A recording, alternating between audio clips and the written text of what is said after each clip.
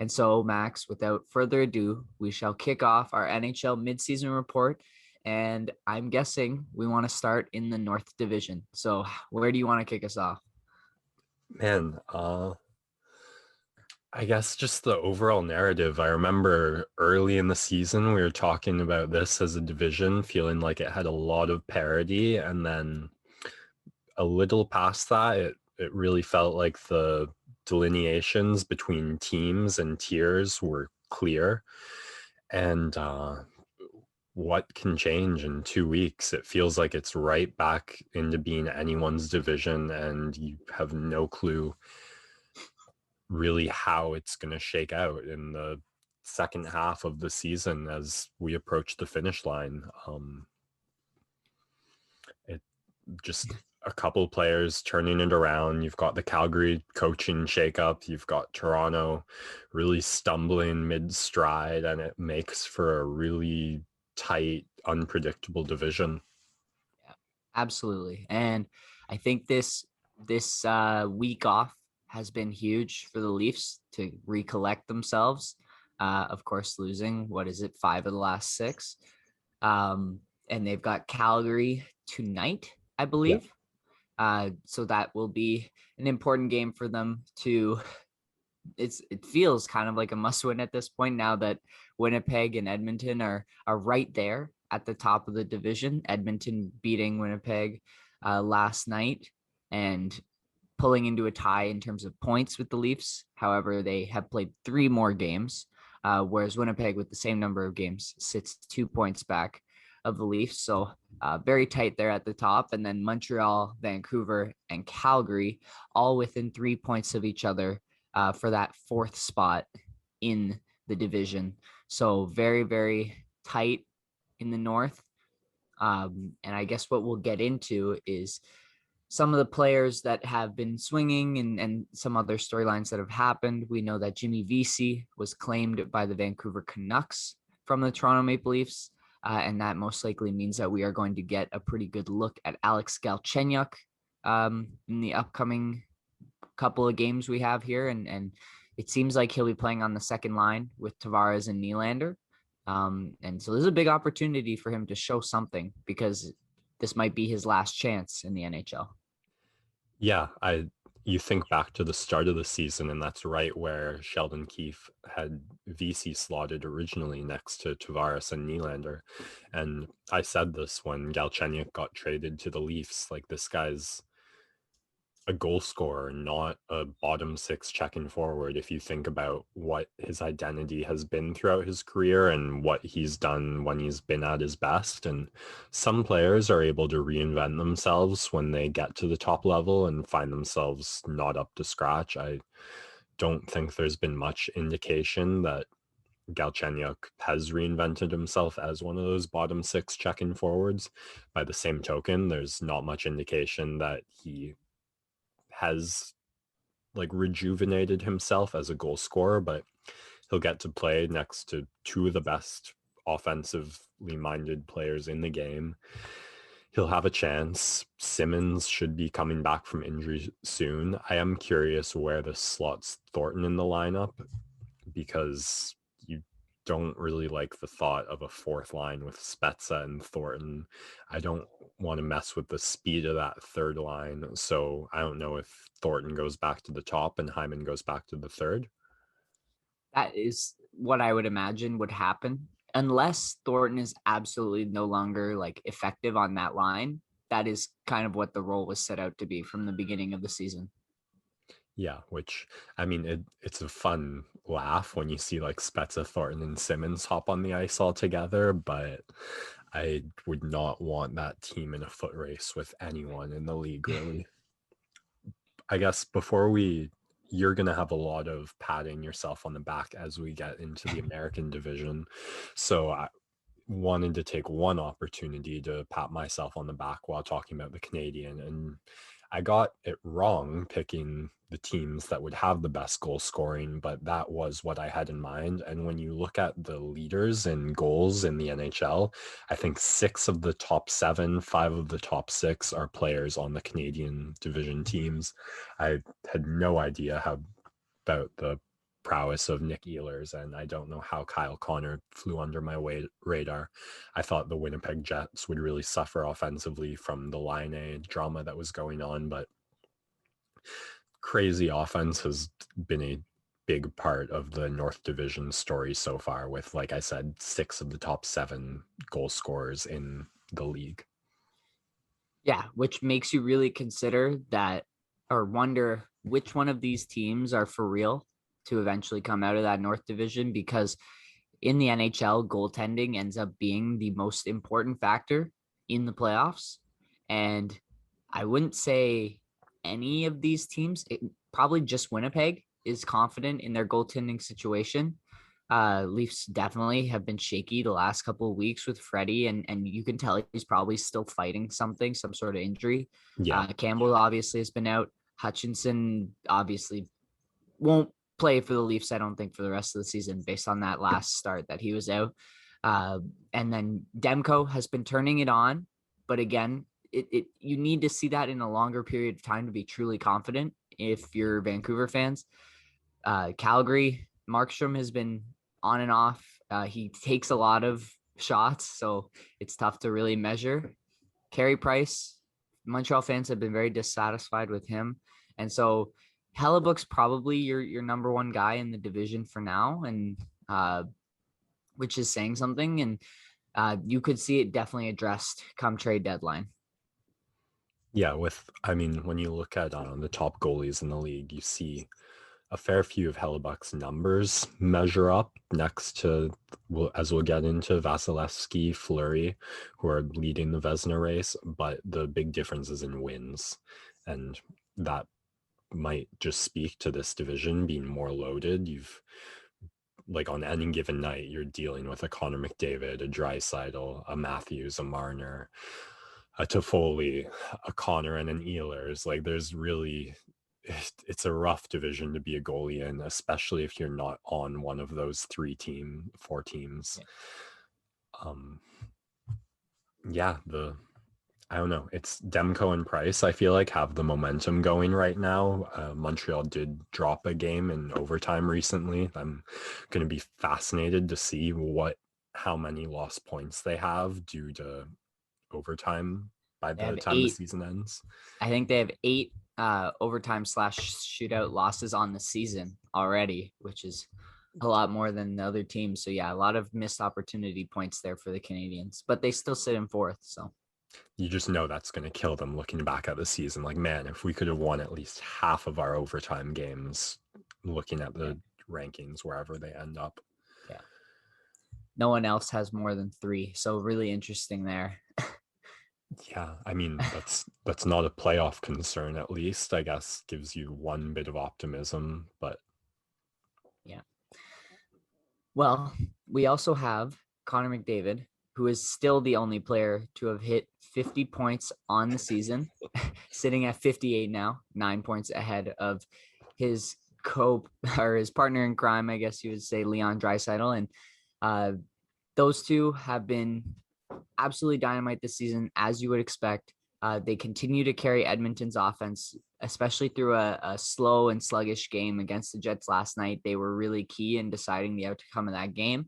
And not much to say, really. We've talked about it so much, but it will just be really important to follow if they can maintain this level of play for the rest of the season, because I think everyone's gotten their sort of week off now at this point. So it's just seeing which of those teams can really maintain the level of play down the stretch as the condensed schedule starts to really set in, and the fatigue is going to be a big factor in this final stretch.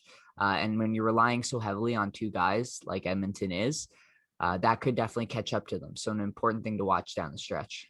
yeah, in terms of trophy tracking, I don't think it's really disputable that McDavid for the Hart at this point, leading the league in points, second in the league in goals, and you can very easily imagine where Edmonton would be just by looking at where Ottawa is without McDavid, especially, but Draisaitl as well, of course. Yeah, but Ottawa's got Tim Stützle. Man, Kid has been pretty fun to watch. There were a lot of questions coming off that fantastic World Junior run, and for the most part, he's answered them, showing right this level of play is where he belongs. And I mean, he knew he'd get all the opportunity in the world on this Ottawa Senators team, and he wouldn't have to show them a ton. But you look south of the border, I was really curious how Trevor Zegras was going to come into play off of a similarly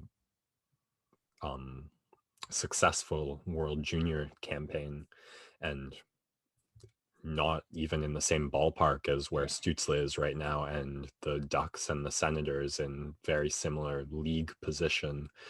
So it speaks to Tim Stützle being NHL ready and not the Calder favorite in this moment, but having a very successful first season in the NHL. This kid is probably going to be electric as the seasons go on.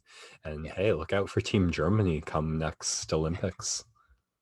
Yeah, always fun to have an underdog European team to cheer for, just to watch a good story, as we saw in the World Juniors. Zegras had a sick goal last night. I don't know if you caught that, but received kind of a cross ice feed through the defense's 2-on-2 rush, and he toe dragged the goalie, and just, yeah, it was beauty. So that's his first NHL goal of the season. I know he tried to score one earlier in the season on the Michigan, the lacrosse style, but that didn't work out. But yeah, now he's on the score sheet at least. Couple less than Stützle on the season, but he's still like a really fun player to watch. But yeah, Anaheim's been struggling, and so is Ottawa, and I guess we'll get there. That Stützle pick, right? That came from San Jose tanking beyond what we would have ever thought last year, and that the pick ends up being third and conveying to the Senators. And we've seen Erik Karlsson in the news talking about how, again, he doesn't want to go through another rebuild now with San Jose after he just went through one with Ottawa for many years. So could he be a possible trade candidate? I doubt it, because he's just making so much money and no team can afford to trade for that kind of money. Not cap wise, just money wise. Like no one wants to be spending extra money right now in a pandemic. And so a lot of these teams have been feeling the squeeze, and it looks like Karlsson's going to be stuck in another rebuild. Yeah, it sounds like we are shifting divisions here to the West. So to build on that broader theme, though, I guess most of the trade bait you're seeing are all guys making under 5 million a cap hit who are going to be UFAs after this season. I feel terrible for Karlsson. I mean, the expectations and hopes and for him and that San Jose team was going to be a team with two of the best defensemen in the world, and I don't know what's gone wrong there. They've got to be looking at Pavelski's success and wondering, how did we let that guy walk? But yeah, disappointment in most of these teams in the West, -1, with the favorites for the most part doing as expected, although not all is not well in St. Louis. I don't know if you want to start with Minnesota, though. Absolutely. I just take this opportunity to give myself a nice pat on the back. I picked Minnesota as my kind of fourth team to squeak in with the top three that everyone really had as their expectation: Vegas, Colorado, and St. Louis. And Minnesota had good vibes after the circus that happened in the beginning of this season, and all the management issues there. They were going on a bit of a run, and I was building more off of like a continuity factor for this team, and they always just seem to hang around. And this Kirill Kaprizov guy has been absolutely lights out for this team. He's really, really fun to watch, and they've been rolling. I know they've won at least the last 5 games, and they've been on an absolute tear. And they sit right now 3 points back of Vegas or 4 points back of Vegas for first. Vegas has a game in hand. Vegas's win percentage is absurd, 41 points in 27 games, but I guess we'll get there. But yeah, Minnesota is firmly in a playoff spot, and they're a team that I don't think people necessarily associated the word fun with what they were going to be. And I don't know if I'd go all the way there, but they've definitely got some pieces that are fun to watch. and it complements their veterans well. Yeah, I think this of all the divisions is by far the one with the least parity. There was this awesome display you had looking at the win streaks and losing streaks last night. I think Minnesota lost last night, and I think Anaheim beat them. I'm not sure, but when I was looking at it last night, you had 3 teams on 4 or more game winning streaks and 3 teams on 4 or more game losing streaks. St. Louis and Arizona can remain on 5 game losing streaks. I don't know what's going on with St. Louis, but Vegas, Colorado, and at the time last night, Minnesota all had 4 or higher game winning streaks. The last 10 kind of also tells that story, with Vegas 8-2, Colorado 7-2-1, Minnesota struggling a little more at 6-3-1, and then no other team even has 5 wins in their last 10 in this division. So the one where you're really seeing the best teams just take the division and run with it, and not a lot of parity. Yeah, and obviously a division that's very far out of our minds, and a lot of the games happen when I'm going to bed. So not too much in terms of actual like eyeballs on the games viewing, but general themes that we're getting, and you can tell that the Blues are missing some production, and they've had to go deeper into their lineup to get some of their younger guys going. And obviously, like losing your captain is always going to have some sort of effect. And Pietrangelo moving over to a division rival in the offseason obviously was tough, and that's going to have an effect on your team. But they still are a completely solid lineup all the way through, and I would 100% pick them over a Kings or Coyotes, kind of the 2 teams that are hanging around in the playoff picture. But this division seems the most set out of all of the divisions in the league. Yeah. Hoffman looking like a great value pickup. He's put up 8 goals and 20 points on the season. And then the big piece for optimism, if you're a Blues fan, is Tarasenko's return to the lineup. He's 5 games into this season now, getting his first goal in, I think, like 500 something days or whatnot recently. So you do think, I mean, lots of teams, not all the best teams, are going to go through these slumps and struggles. We're certainly experiencing that ourselves as Leafs fans, but I would still pick the Blues to manage to put it together over any team that's not Vegas or Colorado in this division. And Tarasenko's a guy, if he can get it going, he can provide you almost like one of those one man runs where it can carry a team a little bit, kind of like how you could see a McDavid, a Matthews, a Patrick Kane, guys like that who can go on like a mini run where they just produce. Tarasenko is kind of in that level. He's not like the all around domination, but he's a guy who can put up a ton of points and really lift your team for a stretch. And I'm sure he'll pull one of those out as we get further into the season, and St. Louis will definitely use that to jump up the standings and claim one of those top 3 spots. And you like this division to build that kind of momentum too. You get like a schedule where you have some games against the Ducks, the Sharks, the Coyotes, and you just get a little momentum, get a run going, and then you have that carrying into the tougher matchups. So yeah, eyes on St. Louis to see if they can pick it up, eyes on Minnesota to see if they can keep it going, and I'm not really even going to keep my eyes on Colorado or Vegas. I'm just going to assume they continue. Yeah. I guess the only other note I have for this division before we move on is that Fleury for Vegas, the only guy who's putting any competition on Vasilevsky for that Vezina. Those 2 are neck and neck on a lot of their numbers. Yeah. It's been tough, like you said, we don't really have our eyes too much on the other divisions. Some trophies are easier to track for others. Like I don't feel like there's any real way to know who should take the Norris just looking at stats, but like the Vezina is a fairly easy one to get a pretty good indicator of through wins, save percentage, goals against average. And right now it's just Fleury and Vasilevsky neck and Yeah. neck.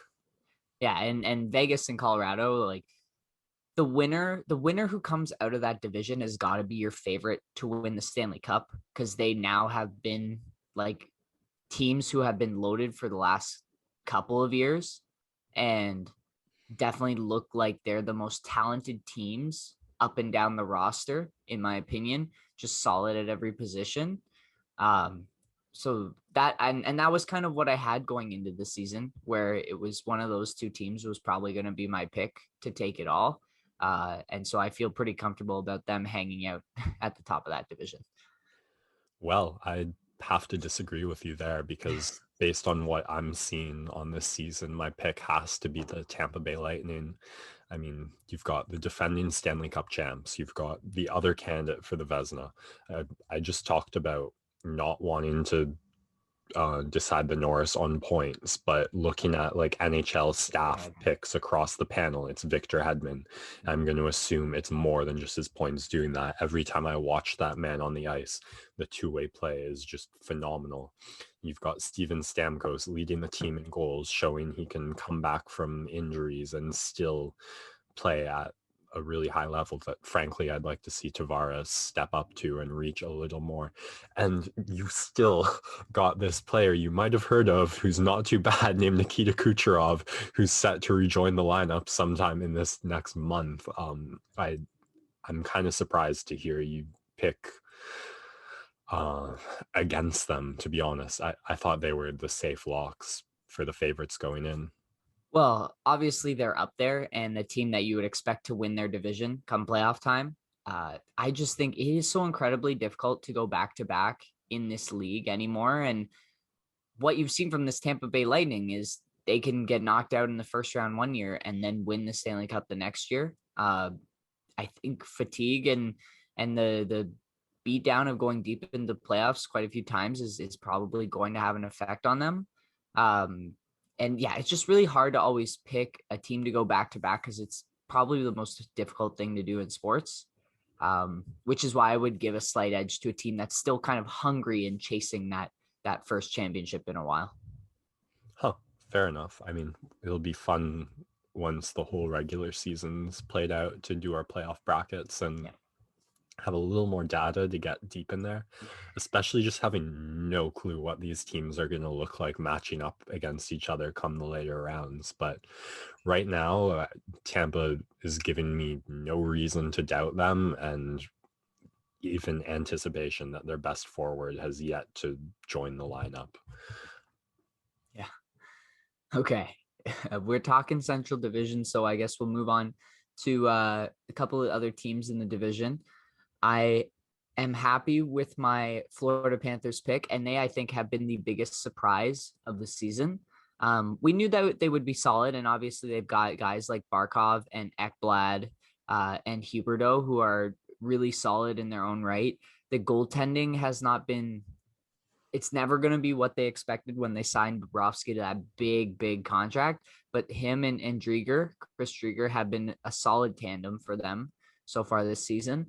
And yeah, they've won 4 of their last 5, and a tough loss to Nashville last night. But they are sitting second in that Central Division, tied with Carolina with 42 points in 29 games. And it doesn't really look like there are any signs of them slowing down. They're in a really comfortable position, 9 points ahead of 5th place Columbus with 2 games in hand. So this is another division that feels wrapped up at the top 3, and we'll see who that 4th team is kind of between Columbus, Nashville, and Chicago. You left a team out there. Yeah, the other thing that really jumped off the stats to me looking at this Florida Panthers team is how spread out the goal scoring is. There's no I think on every other team, the highest number of players with double digits in goals is 4. The Florida Panthers have 6 players with 10 or more goals on their roster, which just, I'm kind of shocked to see Aaron Ekblad in there with 10 goals, 10 assists.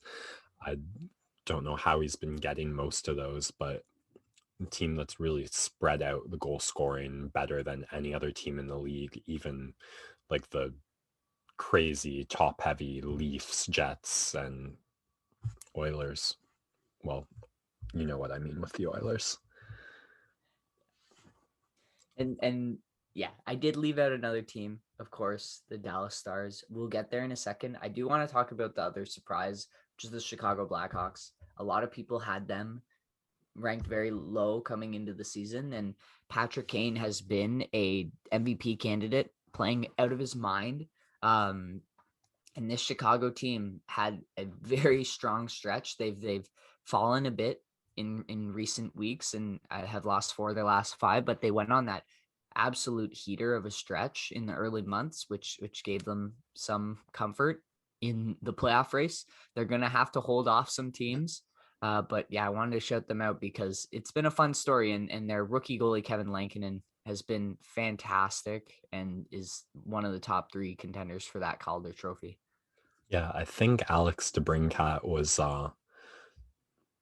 yes, he was the only player who's up there with the Canadian division scorers in the race for league leading goals. And you've got to think, talking about that grind, that stretch, that race that's going to come for that 4th spot in the playoffs, having guys like Kane in the lineup, Keith in the lineup, who've been there, done that, and made so many of those deep playoff runs is going to be just a huge boost to the team's poise down the stretch. And I remember way back when McDavid was playing in Erie, and everyone was so excited for this kid to come out because everyone knew he was going to be the number 1 pick for like 3, 4, 5 years. And little did you know that Alex DeBrincat was putting up just as many points. Obviously, they were on the same line, but DeBrincat's been producing ever since junior. And him and McDavid put up 140 points each in a season. Just absurd numbers. But he's a kid who knows how to play with top talent. He is, I guess, a top talent at this point in that he's proven it. And he knows how to produce at the very least. And that is always going to be valuable for teams. And Chicago's really been taking advantage of that. And it's helped them be where they are in the division. Yeah, and then the sob story for me of this division is I thought Dallas Stars were going to struggle. I did not think they were going to be out of the playoffs to the extent that they are. This is a team that every season seems to go hot and cold, and the heat usually redeems and like catches up with the cold, and they manage to slot their way into the playoffs despite whatever bad stretch they've had. But in this shortened season and with the roster struggles that they've had and not as good goaltending as you might have expected after their fantastic playoff run, this is a team that you can't really have any confidence is even going to make the playoffs right now, unfortunately. Yeah, Sad. they've had their COVID struggles. Obviously, is like the main story. 17 players missing some time due to COVID contact tracing or actually getting the virus. Obviously, Tyler Seguin's still on the injury reserve. Ben Bishop, Rupe Hintz, like kind of key contributors. Radulov, And Klingberg. yeah, and this season just feels like the season from hell for Dallas after making it all the way to the Stanley Cup final. Nothing's gone right so far. It's really hard to say this is a down season or a failed season because of so many things that have been out of their control from the very beginning. They do have 5 games in hand on Chicago, and they are, what is it, 8 8. points behind them here. So it's possible. And if they do piece things together and finally build up, it's so tough to really gain that continuity and that system to have in place without a full training camp, especially with all the guys that they've missed. So obviously they have the 5 games in hand, but they are below 500 right now. So it will be interesting to see if they can patch it together. I am pessimistic in that regard. But something to follow, right? Because they were a team that made it to the finals last year. And so you know that they have that sort of potential in them. Yeah, Hudobin not playing it at the level that he was able to kick into gear during the playoffs. So we're seeing it right now in the Canadian division with Demko and Price. Sometimes goalies just kick into a higher gear. Maybe Demko a bit more of an apt comparison. Joe Pavelski, probably the one nice surprise for them. I don't know what the outlook or the prognosis on if Sagan will return for the lineup or this season's just a wash. But it's tough to see these Seg and Ben kind of in their prime right now. So this feels like the time they have to make a move. So I'm pretty disappointed as a Dallas fan with how this season has gone. Well, luckily your Leafs, even though they've been having a tough stretch, are still atop of a division. So you have that to lean on, and which I think is more important. If I would always trade one for the other. We move on to the East Division, led by the smoking hot Washington Capitals and New York Islanders, both tied atop the division. Washington has 2 games in hand, and they've won 5 in a row. 6 in a row. Pardon me. I only am seeing their last 5. They are Ovi passing Phil Esposito for 6th all-time in goals scored. Fantastic moment, and hopefully he can keep it up. It'd be cool to watch him break Gretzky's record. Who knows if he'll get there, and if he doesn't, you kind of strike it up to maybe a couple lost games and with the lockdowns or lockouts, and of course this COVID that we've experienced the last year. But Washington on fire. The New York Islanders, I emotionally hedged against them in the beginning of this season. I picked them to make the playoffs, but hoping that they didn't. And of course, right, this team, Barry Trotz has consistently shown that he is a coach that can get teams to the playoffs and get them to play above their pay grade. They have an incredible system that they play two-way. Barzal is just a monster, and they have produced, and they had this really hot run a week ago, 2 weeks ago, that launched them up the standings. They sit second, and with a comfortable margin right now over Pittsburgh and Boston, and they look to be one of those teams that's going to be in the playoffs and leaving kind of the next 3 to fight it out, which would be Pittsburgh, Boston, and Philadelphia. Yeah, the blot of pessimism would be they just lost their captain, Anders Lee, to injury, who is also tied for leading goal scorer on the team. So not off to a great start since that injury, but we'll see how they pick it up. All the things you're complimenting, the coaching, the dedication to two-way play, are ways you get around losing one of your better players. So they certainly have everything they need in their toolbox to remain strong. The big surprise was I think we both picked Philadelphia pretty high, and they're just not having the kind of season I think anyone really thought. They're just playing below a level that people thought they'd be at. Yeah, they had a great vibe going into the bubble, and I think they were playing more cohesively. They're a team that you don't want to play against with their tough and grit, but I think because this division has other teams that provide that sort of grit, like a Boston, like a Washington, it's been harder for them to match with those teams. The defense has cost them a little bit, and especially like they haven't been able. Well, yeah, it's mostly been the defense. They've given up 99 goals. I think that puts them with the second most allowed in their division. The goaltending has been spotty. Carter Hart, you need him to turn things around. They got absolutely blown out by the Rangers on Wednesday, which is something I wanted to talk about because the Rangers had all of their coaches out with COVID. So it was basically like their AHL coaches and a general manager behind the bench, and they just thumped the Flyers 9-0. Zibanejad had 6 points in the second period. Yeah, it was ridiculous to observe. And yeah, that kind of summed up how Flyers fans, I think, are feeling about this team right now as they've struggled to reach their expectations. Yeah, they put New York's goal differential positive in one game. They're sitting at an exact +9 right now. And then you're seeing more or less what you'd expect from Boston, Pittsburgh. Crosby Malkin still leading the team a decade and a half later after the draft. Numbers starting to wane, but you can't pick against them quite yet.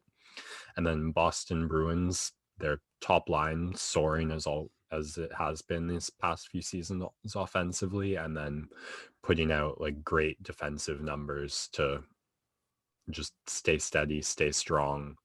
And again, I think this division probably between Washington, Pittsburgh, and Boston has the most of that like playoff poise that will be real interesting down the stretch as the race for the last few spots shape up. Absolutely. So we'll get to, honestly, I think the biggest story out of this division is the Buffalo Sabres, and which is weird for a team that is the opposite of production. They have now lost 13 in a row. They fired their head coach, Ralph Kruger, so now they're paying another coach not to work for them, which I'm sure the Pugulas are not happy about because of these pandemic times and not wanting to spend money, but you couldn't keep him around because this team has just been so bad. The Buffalo News released an article power ranking the top 32 teams in the NHL, and at number 31 they had the not yet playing Seattle Kraken, and at 32 they had their hometown Buffalo Sabres. It is an absolute circus. They cannot seem to figure things out. They had a healthy scratch Jeff Skinner making $9 million. They refused to invest in like proper scouting department. When they finally got an incredible talent in Jack Eichel, they've now squandered the first 5 years of his career. It's just been disgusting really to watch. And I feel so terrible for Sabres fans because as Leafs fans, we've gone through this period of agony. And for the Sabres fans, it just feels like it's been going on a while. They've also had to cheer for the Buffalo Bills, who have been rough for the last couple decades until these last 2 years, and they're looking like their future's bright. And hopefully they can figure out, because it's the same ownership group, hopefully they can turn the Sabres around. They're opening up the arena to fans. I don't know who would go to watch this team. Like, it's truly like, Yeah, the Toronto revenue isn't even there this season. yeah, it's awful. I feel so terrible for Sabres fans, and this team, it's been comical how bad they've been. For those listening who aren't aware, the most expensive tickets the Buffalo Sabres ever sell is when the Toronto Maple Leafs are in town, as it's about a 2-hour drive or a quick plane ride across the pond being Lake Ontario. And those are like some of the only games the Buffalo Sabres sell out. They have a passionate fan base. It's just the Toronto fan base is just a different breed, right? Just built different, bro. There's just the sheer number and dedication to this team will have Leafs fans buying those tickets, but the Sabres fan base is passionate, and that is one of the reasons why I feel so bad for them. Just the sheer lack of supply here in Toronto just sends Leafs fans like to Ottawa, to Buffalo, just anything to watch a live game. But yeah, I mean, it's not for a lack of talent. It's really hard to explain what's going on in Buffalo other than just poor management and an inability to put it together. I mean, any team would probably be happy to take guys like Sam Reinhart, Taylor Hall, let alone Jack Eichel. And you've got to fire your coach at some point, or it just says you're accepting this, even if you don't have a better alternative to go to. But for sure, probably the most amusing story across the NHL. Yeah. And yeah, I don't know. We'll follow it. We'll continue to follow it. We'll see what they do with the coaching situation. Yeah, I just feel brutal for these Sabres fans. I guess your one consolation is that you're gonna have the best odds for that number 1 overall pick. Hopefully, Are you even optimistic about that though? Yeah. Like, great, we get another star player to squander. Yeah, that's got to be how it feels. But if you can move off of some of these guys, I don't know who's going to take them either. Like Taylor Hall has been losing himself money these last couple of years with his underperformance. No one's going to trade for Skinner's contract because he hasn't been playing. And Eichel's really your only guy. You'll fetch a ton for him if you want to move him, but you don't want to trade your franchise altering player who's still young and who could still go through a 2-3 year rebuild and just be entering his prime. So yeah, it is tough. You hope that I well, yeah, I hope for Sabres fans that they pull out the first overall pick just as something to latch onto. Um, who knows what the talent is going to look like for this year's draft? We haven't really dug into that yet. I'm a bit more into the NBA draft because there's just less rounds and less players to keep track of. But we will get into the NHL draft at some point. But for now, that has been our midseason report. Max, I don't know if there's any other storylines from the league you want to touch on briefly. I think we've done a good job covering it. Yeah, I think we've been over the teams pretty well. I guess I wanted to talk a little about trade bait with we're less than a month away from the trade deadline. It's You're curious what that's going to look like because there is less incentive than normal for management to make moves for a deep playoff run, as they're just not going to get the same kind of playoff revenue they would in other years. Although with stuff opening up in the States, that may be changing. But the places where it's opening up, like Florida, you've got teams already at the top, so not a ton of incentive there. I I do think if I'm trying to make a trade with Buffalo, the happy medium from the two polls you're describing would be Sam Reinhart, who's not quite as franchise centric potential as a Jack Eichel, but not such a disappointing, awful, under not worth it contract as a Taylor Hall and a Jeff Skinner. So again, that value makes him maybe someone Buffalo would rather hang on to than not. But if I was looking for one player to trade off from them, that would be who I'd look at. I guess we've got the Predators as one of the potential contenders for that fourth spot in their division. So maybe they're less of a seller than thought earlier in the season. And yeah, it'll be interesting to see if any of those teams that we've described as like especially competing for that fourth spot, and then pretty much all the teams in the Canadian division, except maybe the Habs, who have made all the moves they're capable of, and the Canucks, who really just don't deserve to have expectations the way the first half of the season went and the way their roster is stacked.